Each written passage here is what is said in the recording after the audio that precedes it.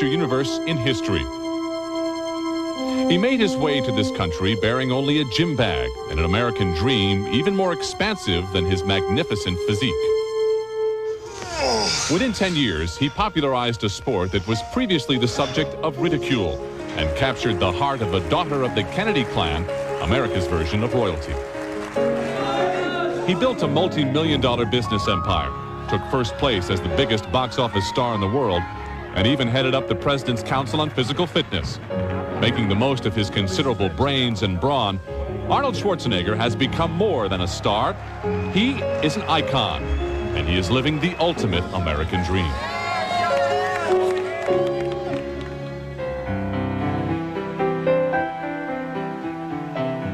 Many of us struggle to try and figure out what we want to do in life. Arnold figured it out very, very early. In fact, he may have figured it out earlier than anyone we know. Like a scene from The Sound of Music, the rural village of Thal, Austria nestles between mountains, green forests, and the shores of the Talersee Lake.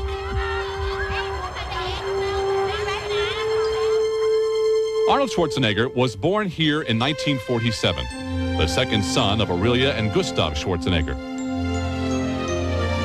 They lived on the top floor of this 300-year-old house, without central heat, a phone, or even a refrigerator.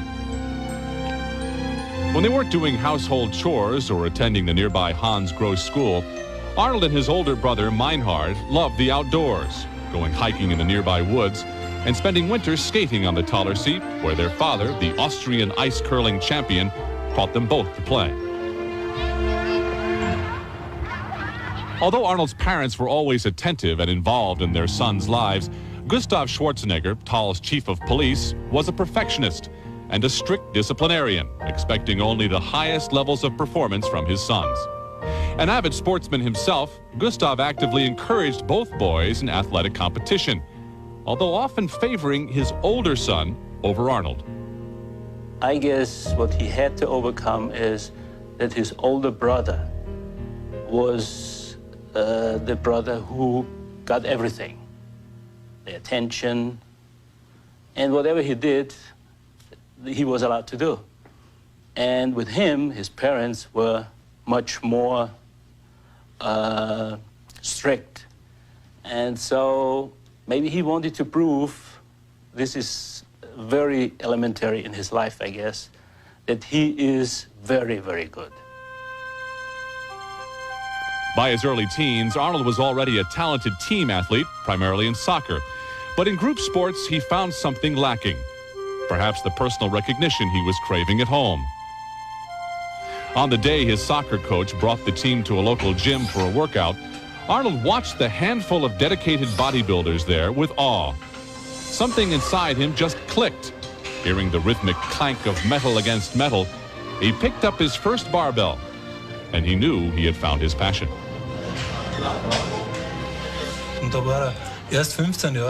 At the age 15, he said, "I'll be the best bodybuilder." Many didn't believe him and laughed at him. They said, "These are big words for such a young man."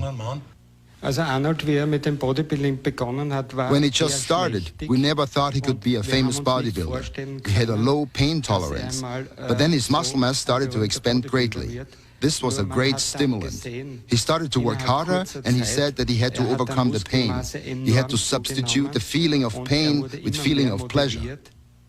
It was just one of those things that when I started picking up weights the first time, and when I did push-ups and chin-ups and sit-ups and all those exercises that you usually do in a school, my body responded very quickly, so that in a very short period of time, I could lift more weight than anyone else. Karl Marnul, the owner of the gym where Arnold first trained, took him under his wing, introducing him to training techniques and muscle magazines, and to bodybuilding idols like Reg Park and Steve Reeves. Arnold hung pictures of his heroes in his room and sat alone in dark theaters watching movies in which they starred. He dreamed of being like them and joining in their on-screen adventures.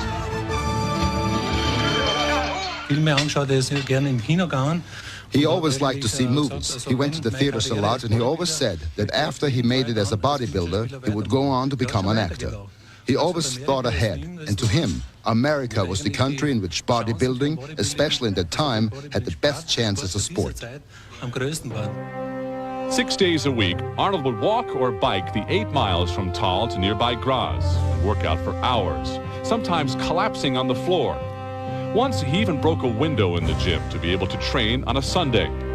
In the winter, the room would get so cold his hands sometimes froze to the bars. His parents were dismayed at this obsession with what they called the least popular sport in Austria. And Gustav laid down the law. His 15-year-old son would only be allowed to train in Graz 3 days a week. Undaunted, Arnold built a gym at home and continued to push toward the goal that glowed like a beacon before him. His self-esteem grew along with his muscles, and the 3-part success formula he discovered in those days would become his credo for the rest of his life. A combination of hard work, self-confidence, and positive thinking. To those who worked out with him in the gym, Arnold's dedication was inspiring, but they also admired his joyous enthusiasm, as well as his devilish sense of humor. In training, the most important thing was to have fun.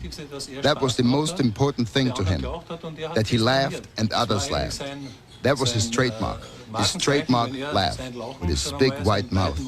It would always motivate you, and that laugh was contagious. From age 14 to 18, Arnold's first priority was the gym.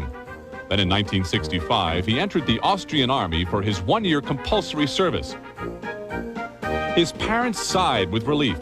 Perhaps the military would cure him of his all-consuming passion. They were wrong. In the midst of basic training, Arnold learned of the Junior Mr. Europe competition in Stuttgart. He went AWOL from his units to his first bodybuilding competition. He won that competition with the ideal score.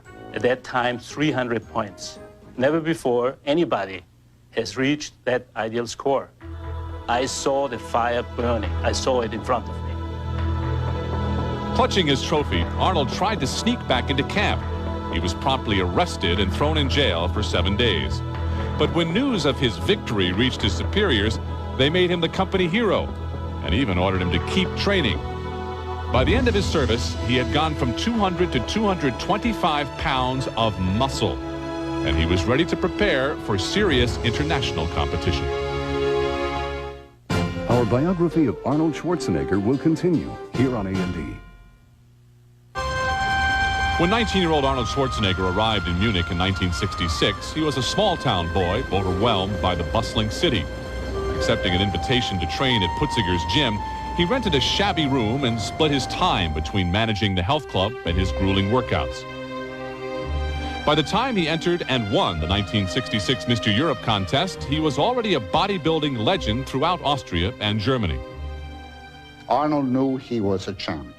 Could you imagine a young boy at 16, 17, and 18 winning championships and thousands of people in the audience applauding him, cheering his name, asking him for advice? And here he was, a young kid, giving them advice, telling them what to train, and being idolized.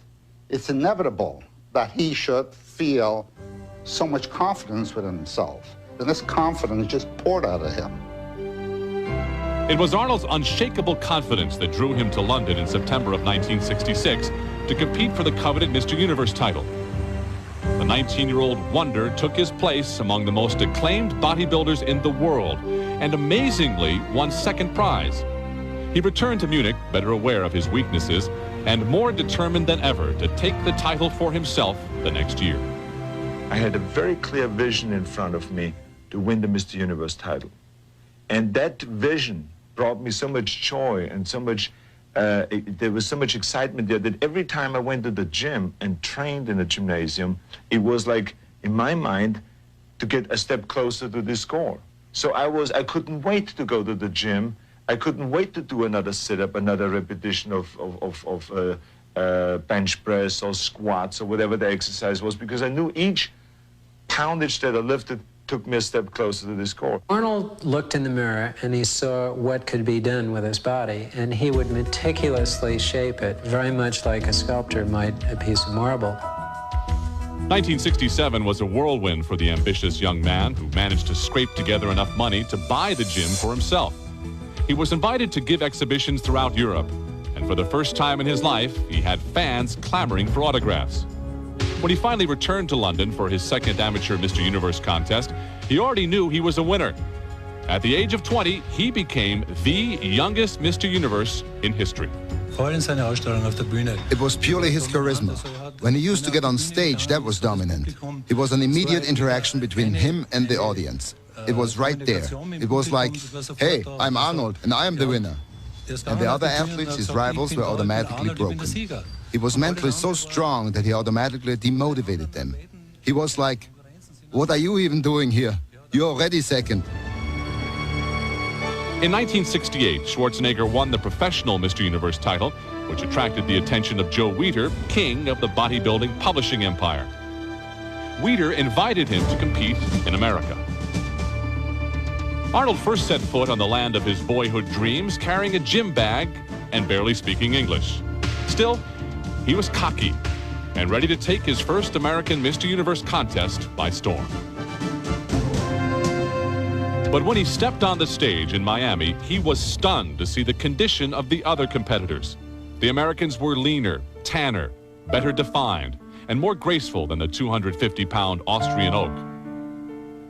Taking second place, Arnold was crushed. He was alone in a strange country where he was no longer the best. He had taken things too lightly. That was such a bitter loss that he said to himself, never again will I lose.